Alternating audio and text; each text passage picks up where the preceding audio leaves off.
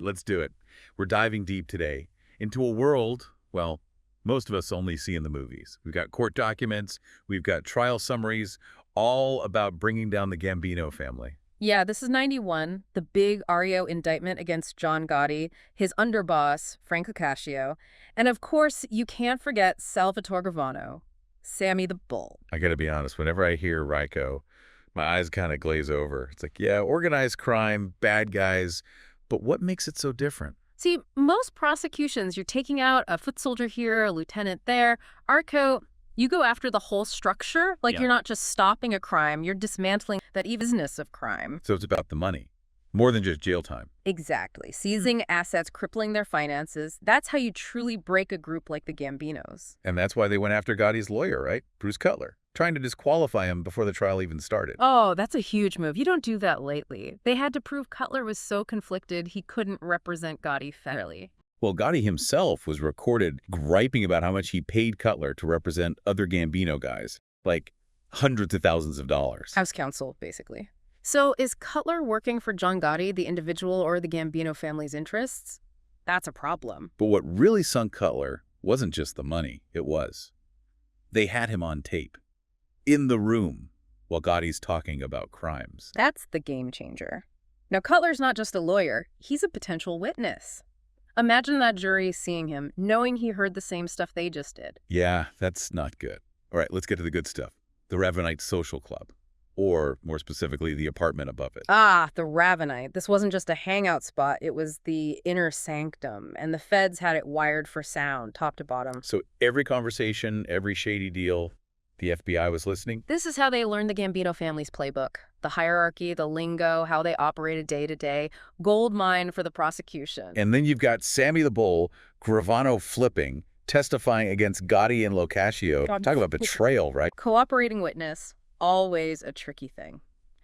Gravano's testimony was invaluable. He could explain the context of those recordings, but, of course, the defense is going to try to paint him as a rat, a liar trying to save his own skin. Okay, so we have Gotti on tape and Sammy the Bull singing like a canary. Where does that leave Locascio, the underboss? This is where it gets tricky. He's saying, look, I was in the Ravenite, but I wasn't always actively part of those conversations. Hold on, can they get you just for being in the room while crimes are being discussed? Not that simple. They had to prove Locascio wasn't just some passive observer, that as underboss, him being there meant something, that even subtle comments, they showed his involvement. So it's about proving his presence wasn't just a coincidence. Interesting. Gotti also had issues with the way the judge was instructing the jury, right? Saying it was too vague. Jury instructions, those are vital. It's the framework for how they decide the case. Gotti was worried because the RAKO charges, he claimed, the wording, made it too easy to convict him for stuff other Gambinos did, even if he didn't know about it. So even as the boss, he's trying to say, hey, not my fault if some guys went rogue. Clever, but did it work? Not really. Judge said the instructions were fine, and ultimately the jury found Gotti and Locascio guilty on most charges. It does raise the question, how far does that responsibility go in a family like this? We've already learned so much. The indictment, the players, the legal wrangling. I can't wait to get into the nitty-gritty of the crimes themselves. We're just getting started. Buckle up, because this is going to get even more fascinating. Okay, let's get into it. What kind of crimes are we talking about here? The Ravenite tapes, they got to have more than just guys talking tough. Oh, way more. It's a full-blown criminal operation they're running. And one of the big ones that came out, the murder of Paul Castellano. Castellano, that's, he was the head of the Gambino family before Gotti, right? You got it. And on the tapes, you hear Gotti talking about the hit, why he wanted Castellano gone. It's chilling stuff, you know? Really shows how ruthless Gotti was. But Castellano, he wasn't the only victim. The prosecution had evidence tying Gotti to the murders of Thomas Bellotti, Robert DiBernardo, Liborio Maluto. So eliminating rivals. Yeah. Got to stay on top, right? Yeah. But there was also that obstruction of justice charge, right?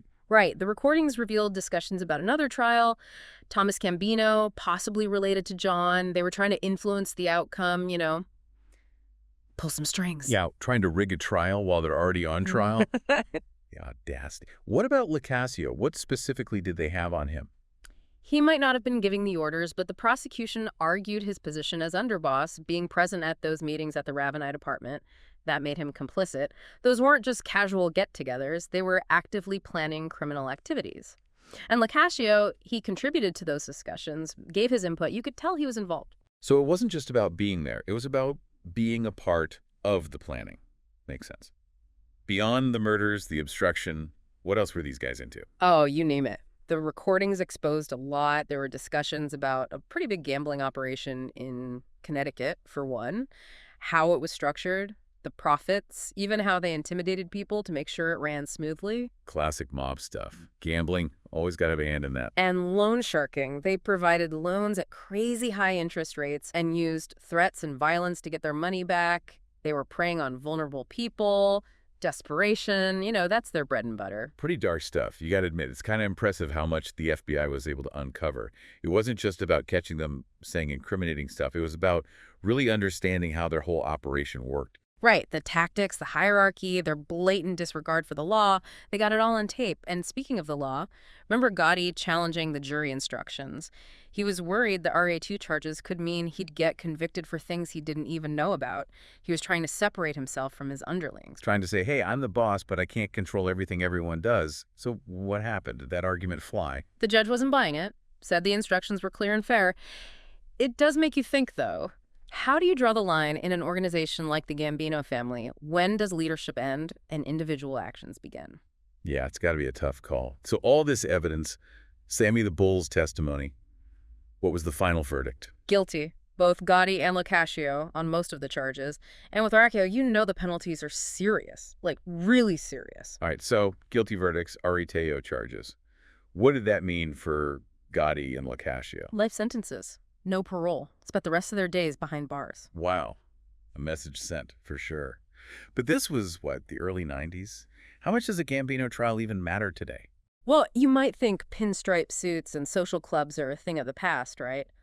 But organized crime? Oh, they're still around. Just, they've modernized a bit. So no more, controlling neighborhoods, shaking down businesses. Please. We're talking cybercrime, human trafficking, these sophisticated financial scams, money laundering across borders. It's a whole different ballgame. Kind of scary to think about, honestly. So what can we learn from a case like this that feels so, I don't know, old school? The tactics change, but the core idea, it's the same. RHO, it still works. You hit them where it hurts, the money, disrupt their finances, and the whole structure crumbles. Like cutting off the head of a snake. More like a hydra, with all those heads. And it shows how important it is for law enforcement to work together, not just within a country, but globally. Organized crime, it doesn't respect borders. Makes sense. But what about us regular folks? Anything we can do to protect ourselves? Knowledge is power, right? Learn how these groups operate. Phishing scams, identity theft, even seemingly legit businesses could be fronts. Be skeptical, do your research, and if something seems off, report it. Yeah, too good to be true and all that. Exactly, and support laws and policies that fight organized crime. It's a constant battle, but we all got to do our part. This has been amazing. We've gone from the courtroom to the inner workings of the mob to how it affects us today. And it shows that no matter how much the world changes, the pursuit of justice, that's a constant. We need to be vigilant, adaptable, and ready to take on whatever these criminal enterprises throw at us. Thanks for joining us on this deep dive into the world of the Gambino family. Who knew legal documents could be so fascinating? They tell a story, that's for sure. And sometimes those stories have more to teach us than we realize. We'll be back soon with another deep dive. Until then, stay curious, stay informed, and stay safe out there.